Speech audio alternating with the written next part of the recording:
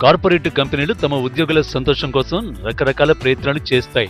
ఇందులో భాగంగానే పండగలు, ప్రత్యేక దినాల్లో ఉద్యోగులందరికీ రకరకాల గిఫ్టులు ఇవ్వడం సర్వసాధారణం.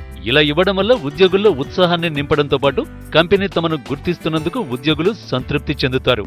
ఇలాంటి గిఫ్టులను కస్టమైజ్ చేయడం, సృజనాత్మకతతో ఆలోచిస్తూ ఉద్యోగుల మనసుల్లో 10 కాలాల పాటు ఇంప్రెషన్ను కలిగించే ఉత్పత్తులను తయారు చేయడం కూడా ఓ వ్యాపారమే.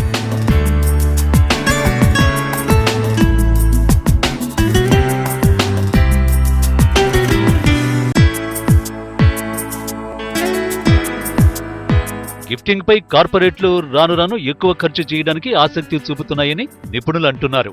సాధారణంగా ప్రతి ఏడు దీపావళి సందర్భంగా ఈ కల్చర్ మరింత ఎక్కువగా కనిపిస్తోందని గిఫ్టింగ్ హ్యాపీనెస్ సీఈఓ మురళీకృష్ణ అంటున్నారు. ఎక్కువగా డ్రై ఫ్రూట్స్, చాక్లెట్ బాక్సులను తమ ఉద్యోగులకు ఇవ్వడానికి చాలా కంపెనీలు ఆసక్తి చూపుతున్నాయని ఆయన తెలిపారు.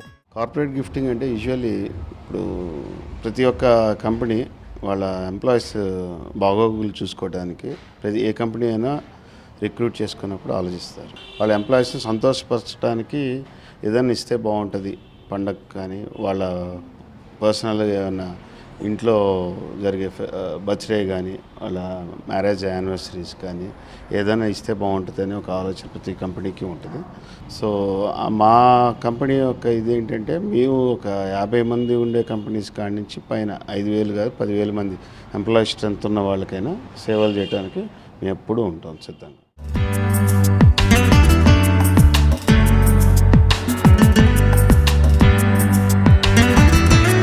కార్పొరేట్ గిఫ్టింగ్ వ్యాపారం ఏటా 20% మేర వృద్ధి చెందుతుందని ఇండస్ట్రీ వర్గాలు చెబుతున్నాయి.